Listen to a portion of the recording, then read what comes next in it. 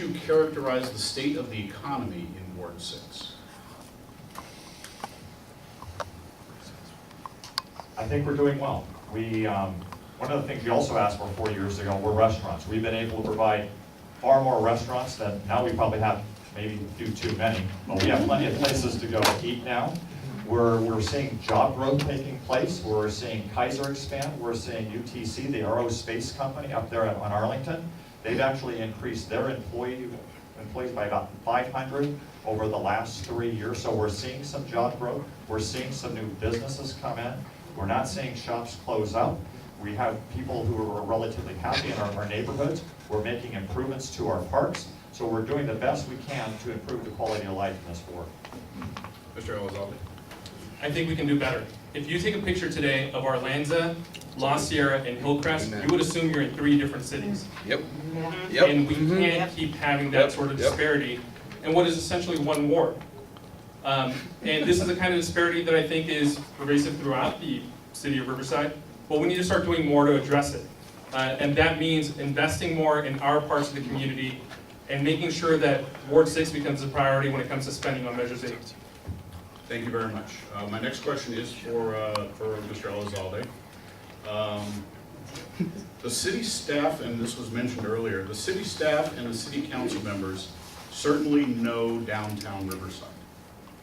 How well do they know and understand the needs of Ward 6? If not well, what can be done to improve their familiarity with Ward 6? I think we should really make sure that we have, I recognize it's a big ask, but we need to figure out how can we make sure that we have city council meetings in all districts, that we're actually moving the business of City Hall and bringing it closer to the people so it's not so distant from everyone else. I know there's a lot of people in Ward 6 that don't make it all the way to downtown. They have no reason to. If they work towards Corona, they work on the 91, they're going towards those communities more often than they are.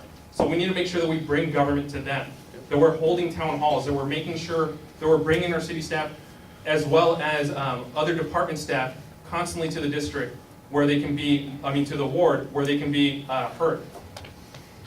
Councilmember Berry. And we're not talking about you, Councilman Bernard. Well, since I've been on the council, I've had the opportunity to bring city managers, assistant city managers, department heads into this community. We've driven this community, we've walked this community. This is partly how, over the last 3 years, I've been able to get the funding for $214 million, which is more than any other ward for road improvements. In addition, securing about $2.4 million in sidewalk improvements, which is the second highest amount across the 7 wards. This is by coming out, showing them the needs of this ward. It doesn't happen overnight. Though a lot has been done, there's still a lot of work that needs to be completed. Thank you very much. My next question is for Councilmember Perry. This is a 30-second question. What businesses and services should be recruited to come to Ward 6?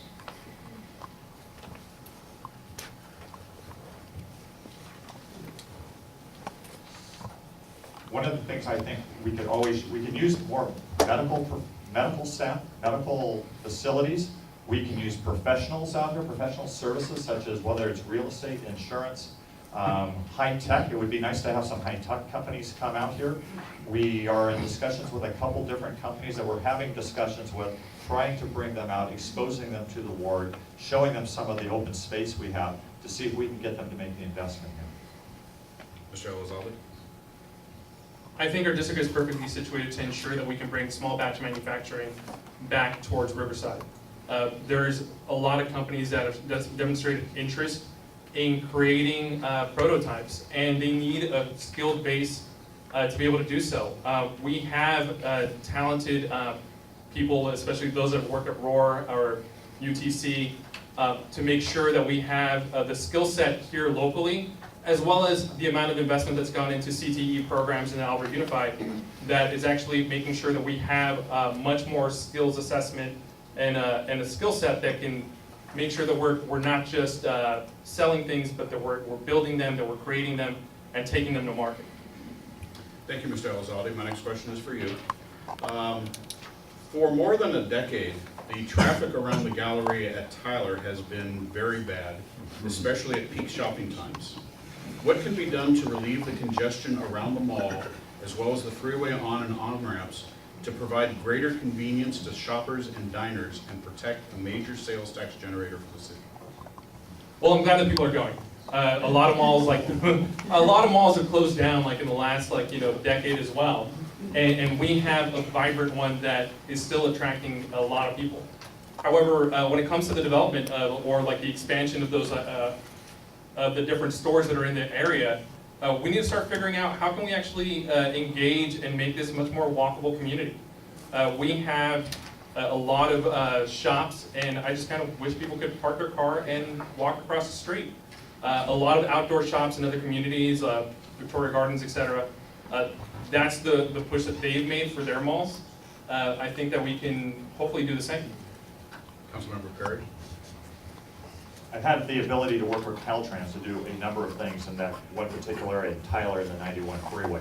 One, we as a city have taken over the timing and synchronization of those lights. We've also dedicated a right turn lane if you're going southbound on Tyler to go westbound on the 91 freeway. All of that was in an effort to relieve some of the congestion and some of the vehicle stacking that was taking place there up until about 6 months ago. We're also working with Caltrans trying to add an additional right turn lane coming eastbound 91 to go southbound onto Tyler, all to alleviate the congestion that takes place there. One thing we don't have control over is the railroad, and when the railroad comes through, that throws lights out of sync for about 1 to 2 times. Thank you very much. My next question is for Councilmember Perry.